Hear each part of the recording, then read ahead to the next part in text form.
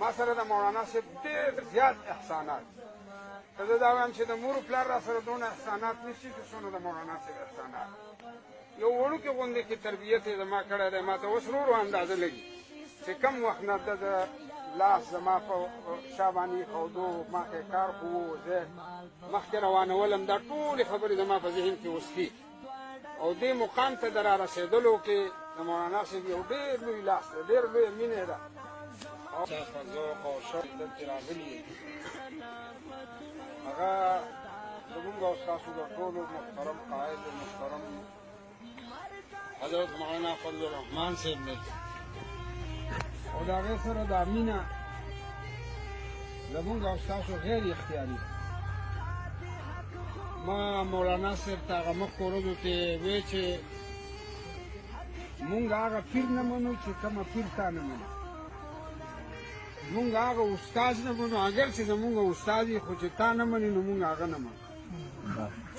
مونږ هغه لیډر نه منو چې کومه لیډر تا نه مني مونږ ستا کارکنان نه یو مونږ ستا عقیدتمند یو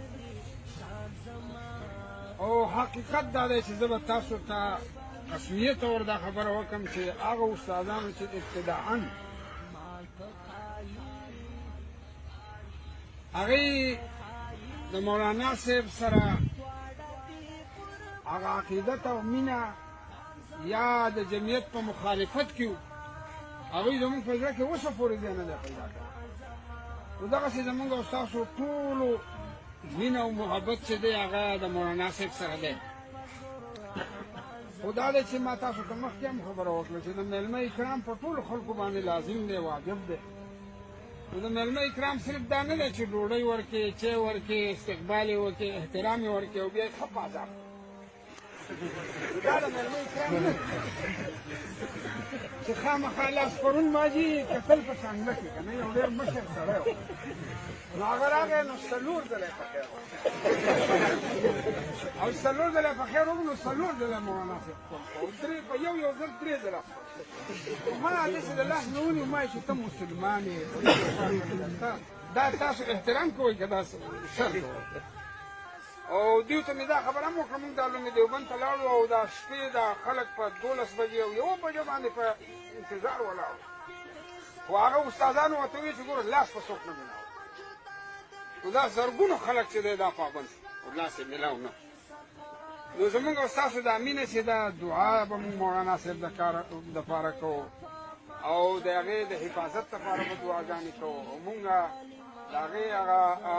مینه او محبت چې دی هغه مونږ د دین په کار باندې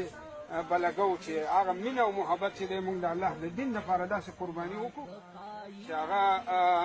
په دې ملک کې چې دی ډېر زیات خیر کې جوړ شي نو زما محترم ورونو اوس صرف ګزارش دا دی مولانا صاحب دلته ډېر مختصر وخت راغلی ما سره د مولانا صاحب ډېر زیات احسانات